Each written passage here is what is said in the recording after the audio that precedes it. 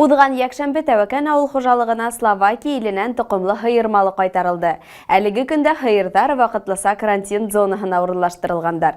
Таможня хезмәткәрләре, ветеринардар эшеннән һуң малдар өстенән карантин сиселәсәк дип белдерә хужалыктың баш зоотехнигы Рауф Кыуатов. Бүгенге көн без Словакиянан алып кайттык малды.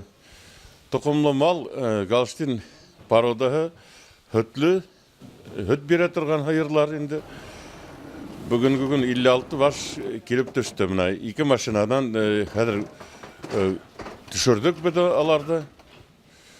Мал һәйбәт кигән. Состояние удовлетворительный. Весь Роспотребнадзордан булдылар кешеләр, үзебезнең ветеринарлар тоже также килеп весь малды төшерүшеп принимать итеп алдык. Алдан без машиналарды Уфага килеп китмәс борын Татарияны кергән yerдә обработали, что икенче нидән территорияны кергән дип безнең республикага весь машина обработался. Шул обрабатывать иткәндән һуң безгә хозяйствога килеп кергәне. Хозяйстволар тоже малды иртәнсәк сәгать 8-дә килеп йеттеләр.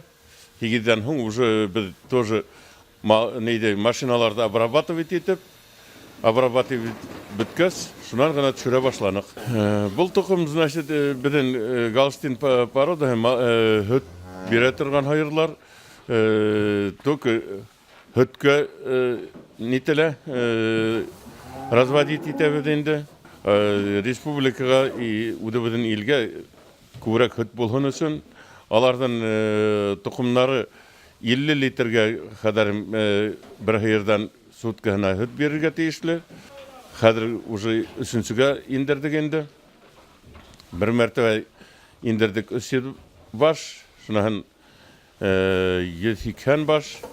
И менә быелгы ел инде бергә ясый итәпләһәк килеп сыга 740 баш. Малдар юлда аднага якын булалар. Махсус машиналардың водительдәре әйтүенсә, ысынында юлга бер тәүлектә итә. Тик илдәр республикалар арасында узган тикшерүләр барышында 4-5 көн югала. Малдардың торышы яхшы, ыдак юлды барыһы ла яхшы кисергәннәр. Киләсәктә тоқымлы һыйырдар хужалыктың хөтсөлек юнәлешенә яхшы күрһәткечләр өстәр дип ышанабыз.